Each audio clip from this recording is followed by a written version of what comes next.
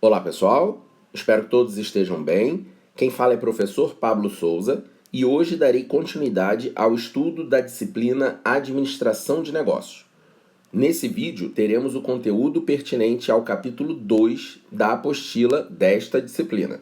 Então, vamos aos estudos. Como eu falei, o capítulo 2 é o foco deste momento. Nele, vamos aprender sobre processos produtivos e seus subtópicos, que são os tipos de sistemas de produção, eficiência e qualidade na produção e cadeia de suprimentos, bem como ali pela metade do vídeo teremos a logística e a distribuição, distribuída justamente em armazenamento e controle de estoque, modais de transporte e distribuição física e digital. Por fim, na parte final da disciplina, ou melhor, da parte final desta aula, a comercialização de produtos e serviços distribuídas em estratégias de venda, canais de comercialização e relacionamento com o cliente. Vamos lá! A primeira parte refere-se a sistemas de produção e comercialização, maximizando eficiência e lucratividade. Esta apresentação aborda os sistemas de produção e comercialização, elementos cruciais para o sucesso de qualquer empresa. Exploraremos os diferentes tipos de processos produtivos, a importância da eficiência e qualidade na produção e como gerenciar a cadeia de suprimentos de forma eficaz. Além disso, discutiremos a logística e distribuição, as estratégias de venda e canais de comercialização e a importância do relacionamento com o cliente.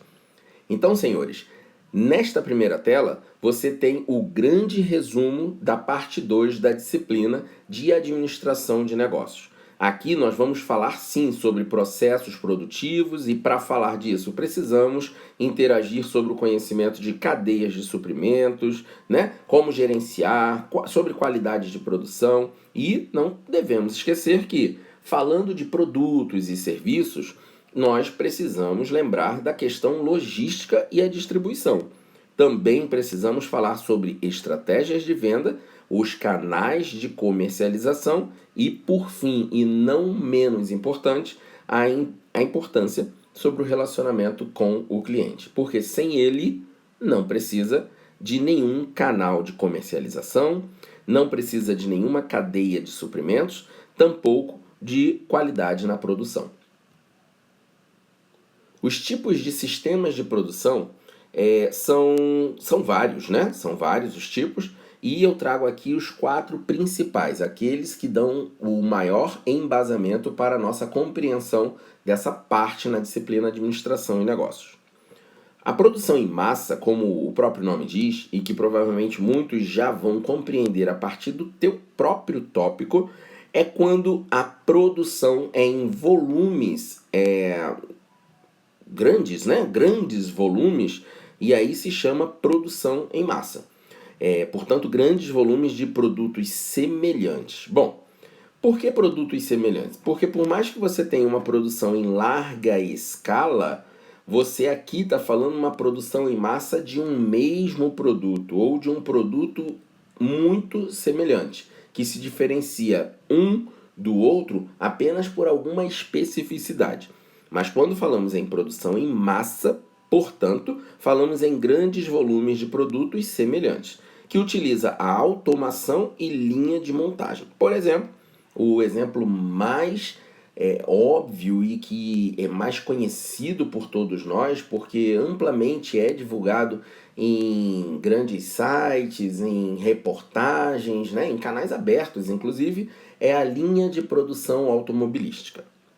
Já a produção sob demanda também é uma produção, também é um estilo de produção, um tipo de produção em que todos nós conhecemos através do próprio nome, sob demanda. Ou seja, alguém precisa pedir para que eu possa produzir. Normalmente, quando eu aguardo alguém pedir, é também um sinal de que aquele produto é um tanto quanto personalizado. É verdade que não é regra, não necessariamente, mas o pedido sob demanda faz com que eu dispare uma produção levando-se em consideração a existência de uma demanda.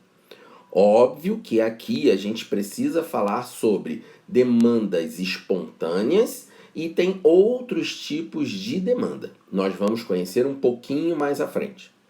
Portanto, produção sob demanda quer dizer produtos personalizados e únicos, ou também exclusivos. Requer mão de obra especializada e alta flexibilidade. Por exemplo, a construção de navios. Por mais que exista a possibilidade de existirem duas unidades de um mesmo projeto de navio, é muito provável que ele seja muito finito, que não existam tantas e tantas unidades de um mesmo projeto. O caso de construção de navios ou embarcações de menores portes, né, tem relação com a produção sob demanda. A indústria naval, ela não faz um monte de navios e deixa guardado, aguardando uma demanda após essa produção. Até porque pode ser que a gente tenha perdido aqui com o tempo entre a produção e a comercialização das questões de atualizações tecnológicas. Então, não faz muito sentido realizar uma produção em massa de um produto que requer uma exclusividade, ok? Bom, produção contínua é ideal para produtos padronizados e de alta demanda. Então, quando você sabe que aquele produto ele vai ter muita saída, seja porque já se sabe do interesse do público-alvo ou que você já tem um histórico de venda, você coloca em uma linha de produção contínua. O tipo de sistema de produção, nesse caso, é contínuo. Ou seja, um processo ininterrupto com foco em eficiência e baixo custo por unidade. Exemplo, refinaria de petróleo. Você vê que existem tantas e tantas embarcações que fazem a extração do petróleo, certo?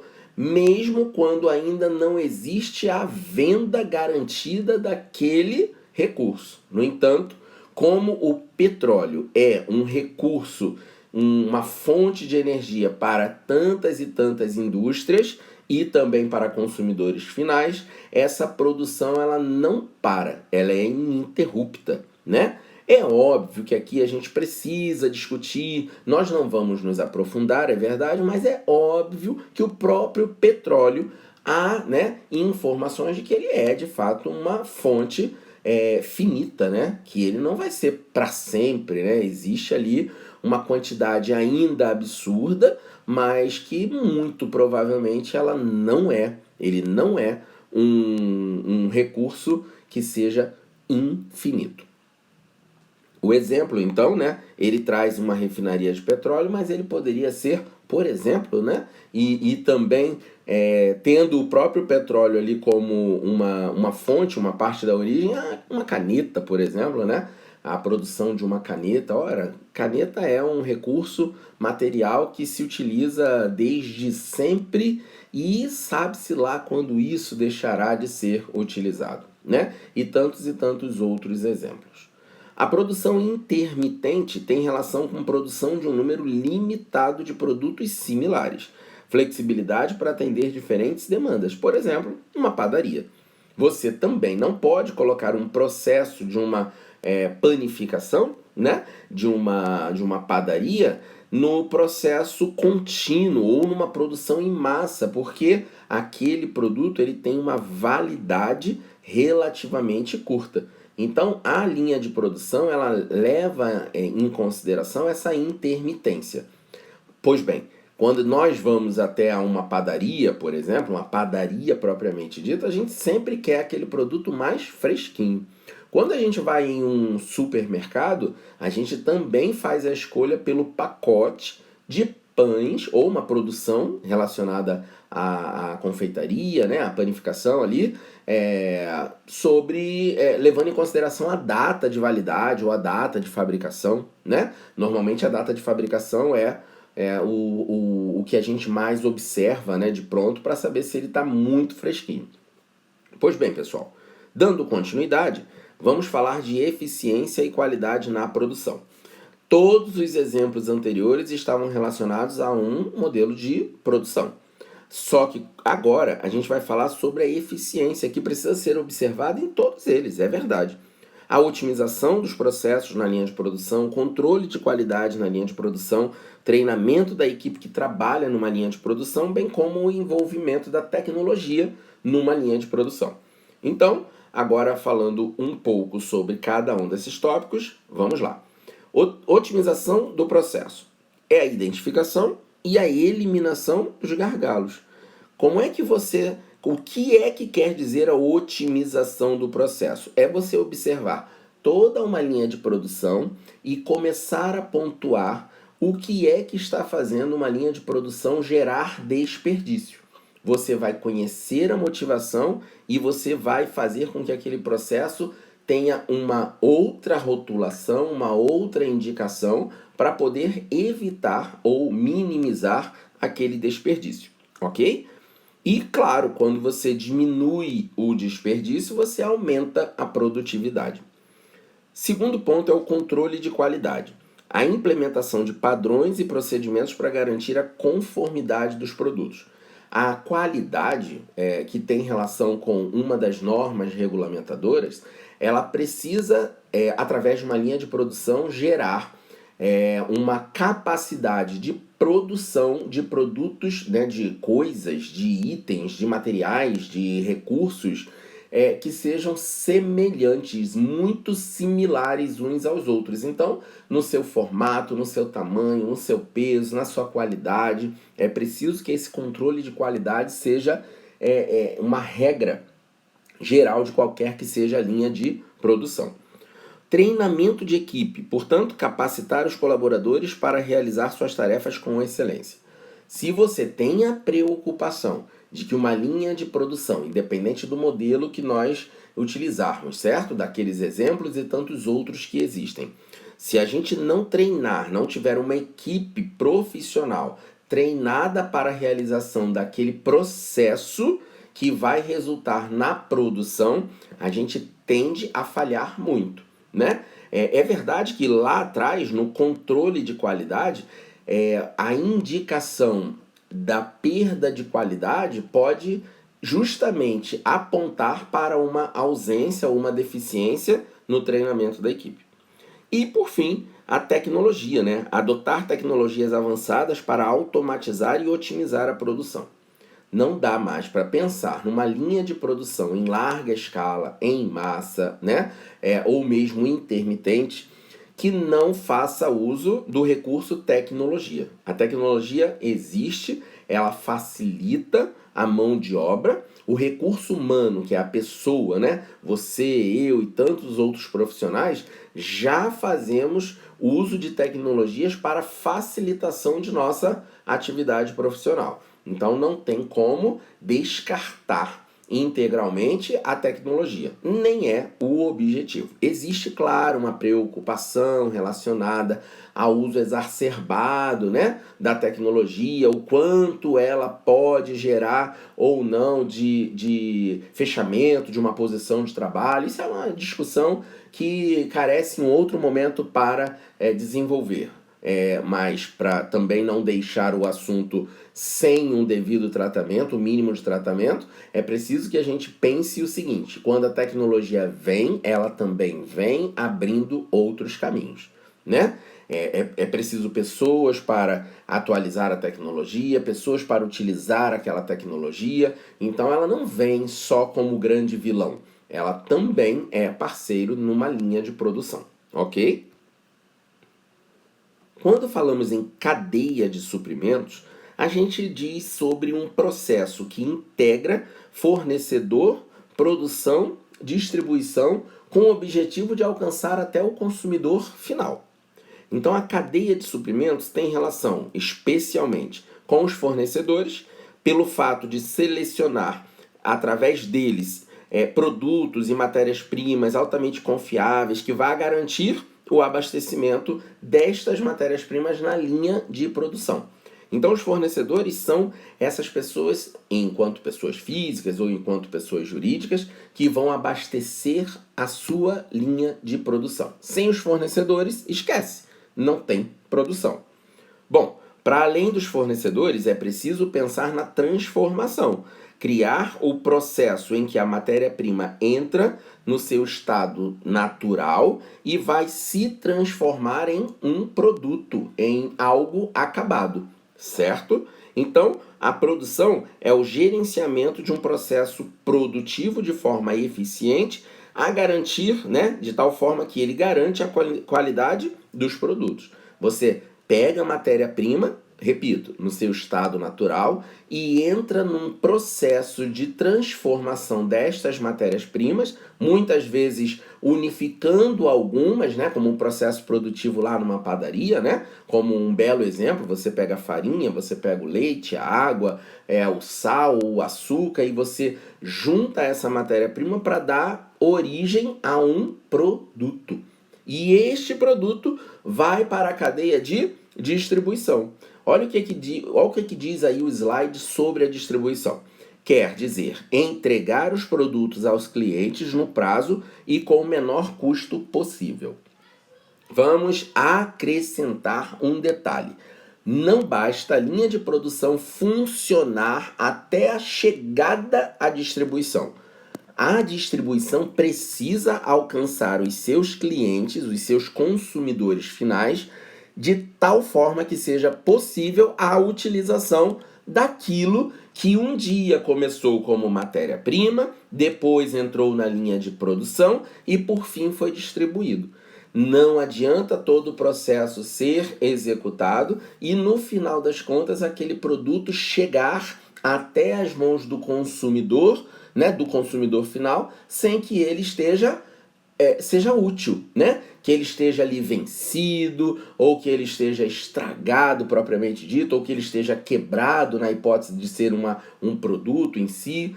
Senhores, então acrescente mentalmente aí a este slide que você tem um quarto elemento, né, complementando a distribuição, que é a existência da necessidade de alcançar as mãos do consumidor final no local certo, no momento certo e em condições de uso.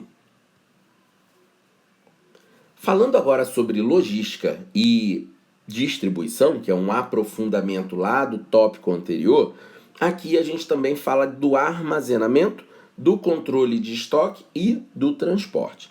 O armazenamento é a questão do gerenciamento de espaço físico, da otimização do layout para garantir a segurança do produto. Então tem produtos que você precisa de um layout específico, de um espaço físico específico, em uma condição específica.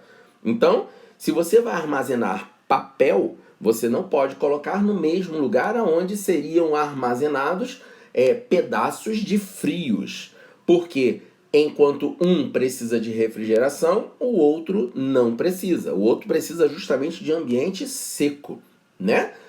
Bom, controle de estoque. Monitorar os níveis de estoque, prever a demanda e evitar perdas por obsolescência. O que isso quer dizer? Eu não posso ter grandes estoques porque eu corro o risco, em algum momento eu assumo o risco ao ter um grande estoque, do próprio produto estar obsoleto. Se pensarmos em tecnologia, isso é muito factível. Se você fizer um estoque muito grande de determinado aparelho telefônico, você percebe que na semana seguinte tem um lançamento e que talvez a demanda por este lançamento seja superior ao aparelho que você armazenou em volumes absurdos, né? Em uma quantidade de estoques acima daquela demanda momentânea. E já o transporte quer dizer escolher o modal de transporte mais adequado para cada tipo de produto e destino. Aqui eu faço até referência ao mesmo exemplo lá do armazenamento. No momento em que eu vou transportar pedaços de frango congelado, eu não posso me dar ao luxo equivocado de transportar em um caminhão que não tenha uma refrigeração adequada. Assim como eu não posso transportar um material de limpeza no mesmo ambiente em que eu vou transportar um alimento. Ou, né, ainda assim alimento, mas um congelado. Não faz muito sentido você transportar um produto de limpeza em um ambiente refrigerado. Exemplo, um sabão em pó. Se você transporta um sabão em pó num caminhão frigorífico, você vai chegar ao final com sabão em pó úmido ao ponto de perder ali a qualidade, perder até a questão comercial. Você não vai conseguir vender uma embalagem de sabão em pó que esteja úmida, né? Que esteja dura ali, porque ela já foi modificada do seu estado natural. Por falar em transporte, nós temos aqueles 4 tão conhecidos transportes e que, a depender da sua organização, da sua empresa, você vai fazer uso em algum momento de um ou mais desses modais de transporte. Então você tem o rodoviário, que é o mais utilizado, você tem o ferroviário, você tem o marítimo e o aéreo, cada um fazendo uso de seus recursos de tecnologia. Enquanto o rodoviário vai usar ali um veículo automotor, né, sobre rodas, enquanto o ferroviário vai utilizar sim da tecnologia, mas sobre trilhos, enquanto o marítimo utiliza sua tecnologia, no entanto, navegando, não é verdade? E por fim, o aéreo vai fazer uso ali da tecnologia através da aviação. E cada um vai ter o seu tempo e sua adequação. Não é porque por avião é mais rápido que eu vou transportar de uma cidade para outra de avião. Porque eu vou precisar do transporte rodoviário para chegar até o ponto da decolagem. Depois do ponto da decolagem, vou usar novamente o transporte. Enfim, talvez o custo com o transporte aéreo seja muito superior do que simplesmente fazer uso do transporte rodoviário. Isso quando possível. Você também não vai levar através do transporte rodoviário uma carga altíssima em volume alto de um país para outro, especialmente entre países muito mais distantes, entre um país vizinho que seja, né? Agora, nós vamos falar sobre as estratégias de venda e canais de comercialização, que é a forma que você alcança o seu público-alvo. Falamos até aqui de linha de produção, falamos sobre os modais de transporte, mas a gente cria essa necessidade, a gente envolve esforços, a gente envolve investimentos com um objetivo, que é comercializar e entregar algo para o nosso potencial cliente, ou melhor, para o nosso cliente. Bom, a venda, a comercialização, ela pode acontecer de diversas formas. E aqui eu trago três dos exemplos. Não cabe nem falar 3 dos principais, mas são os 2 possíveis exemplos, que é a venda direta, assim como existe a venda indireta, a venda online, assim como existe a venda presencial, e os canais indiretos, assim como existem os canais diretos. Bom, pessoal, abaixo de cada um desses tópicos você tem um ou dois exemplos, mas neste momento, também a exemplo da primeira aula, é o momento que eu convido aos senhores para voltar à sua apostila, ler com muita calma todo o conteúdo relacionado a estratégias de vendas e canais de comercialização, porque eles merecem uma atenção maior, de tempo, de dedicação, de leitura maior. Ao ler o material e encontrar oportunidades de buscar novas informações, novos exemplos, não deixem de fazer isso utilizando livros, anuários e revistas, periódicos relacionados a vendas, a estratégias de vendas e comercialização, bem como o uso da própria pesquisa na internet, ok? Então, olha, na venda direta é quando você tem um contato pessoal com o cliente. Aqui a gente fala cliente, não quer dizer o consumidor final. Mas se você está vendendo para uma empresa que ela vai comercializar ainda para o consumidor final, ele é o seu cliente. Ele não é o consumidor final, mas ele é o seu cliente. Então você tem que ter estratégias para poder lidar com essas pessoas, no contato pessoal ou num eventual contato remoto. A venda online, que é justamente sobre esse último ponto, essa última fala que nós atravessamos agora instantes atrás, que falava sobre a venda direta, ainda que o contato pessoal seja remoto, mas é porque ao ser remoto você passa a ter uma venda remota, uma venda online. O online tem muito sentido de que é efetivamente ter uma conexão ali, mas na verdade você pode ter ali uma venda offline, né? Onde alguém faz o pedido e depois você recebe aquele pedido através de algum canal, mas que no primeiro momento foi offline. Isso não importa. Importa aqui é que o canal ele já não é mais direto, ele não é mais presencial. E aí, quais são os principais canais? O e-commerce e os marketplaces. Hoje você tem uma infinidade de exemplos, né? Você entra no Google, você pesquisa uma coisa que você tem interesse por adquirir e o Google vai te apresentar aquele produto em diversas lojas. Lojas que, se a gente parar para analisar, a gente chega à conclusão, né? A gente cria até uma dúvida, como é que pode aquela loja estar vendendo aquele produto? Porque não tem muito a ver com o mercado dela, né? Se a gente estiver falando de roupa, mas estiver acessando uma loja de eletrodoméstico, como é que pode a loja de eletrodoméstico estar vendendo roupas? Isso é possível, isso é uma realidade. Isso é o marketplace e o e-commerce funcionando de tal forma, em parceria com todas as empresas, para que todos ofereçam os produtos, ainda que não sejam eles os vendedores, mas que eles sejam os facilitadores. Bom, e os canais indiretos são os distribuidores e revendedores, que é justamente uma forma de escoar a sua produção, não diretamente para o consumidor final. Você atravessa este produto da tua linha de produção até as mãos do consumidor por meio de canais indiretos, como os distribuidores e os revendedores. Você deve ter aí alguns exemplos em mente, né? Alguns exemplos em mente. Por exemplo, a Natura, antes de começar a operacionar lojas propriamente físicas, né? Ela vendia muito através de catálogos, então ela dependia dos revendedores, né? Que eram os seus representantes. Depois de um tempo, ela passou a vender remotamente, ela passou a se utilizar do e-commerce.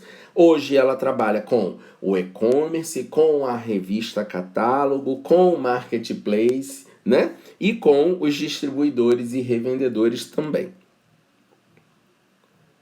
Bom, o assunto é tão importante que quando você fala de relacionamento com o cliente, isso quer dizer que você diretamente está construindo uma lealdade e satisfação.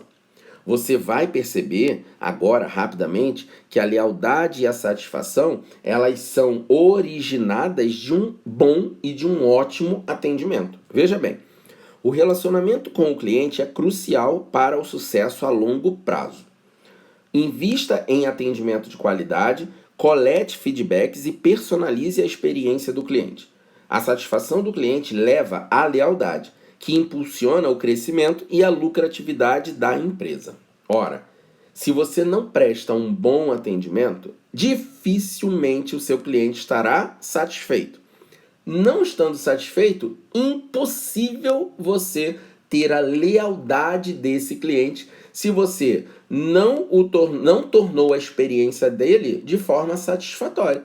Se você não transformou o atendimento que você teve a oportunidade de fazer de maneira satisfatória, né? Agora, quando você age de maneira inteligente, comprometida, respeituosa e técnica, por que não pensar desta forma? Quando o seu relacionamento com ele começa a partir do seu primeiro atendimento e vai muito bem, isso gera a satisfação, que por si só gera a lealdade do seu cliente para com a sua organização. Então, senhores, chegou a hora de dar aquela pausa no seu vídeo para que você possa ler após a minha primeira leitura também, que eu lerei com vocês, mas para responder é bom que você dê uma pausa para refletir sobre a questão e aí sim avançar para o gabarito, ok? Então vamos lá. Qual das alternativas descreve melhor os canais de comercialização indiretos? A. O produtor vende diretamente para o consumidor final. B. O produtor utiliza intermediários como varejistas, atacadistas e distribuidores para chegar ao consumidor. C. O produtor não utiliza intermediários e vende, mais uma vez, diretamente ao consumidor. E D. O produtor cria uma loja online e vende diretamente sem intermediários. Por fim, letra E, nenhuma das respostas. Olha a pergunta. Qual das alternativas descreve melhor os canais de comercialização indireto?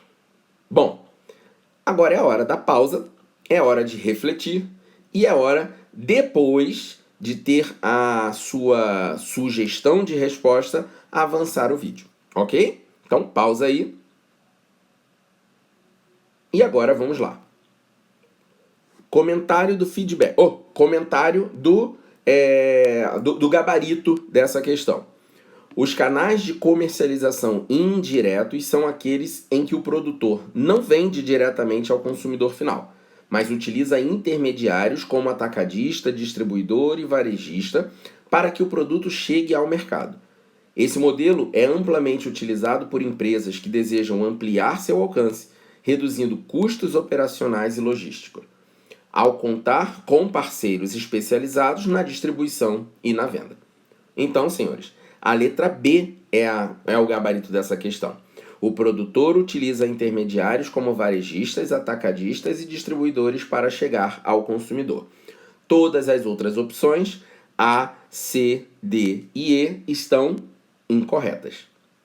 Senhores, foi um prazer essa segunda aula. Espero que tenha transformado em pouco conhecimento em muito conhecimento. O que eu quis dizer? Por analogia, o pouco conhecimento que talvez alguns dos senhores tivessem tenha entrado numa linha de produção em que os senhores, com qualidade, com respeito, com atenção, prestaram atenção aí no conteúdo, nessas explicações, e hoje aquele pouco conhecimento se desdobra e se transforma em um conhecimento muito mais útil, que você já colocará em ação no momento em que você administrar um negócio. Agora lembra, administrar um negócio, por analogia, também é administrar recursos, gerenciar recursos. E lembra da primeira aula?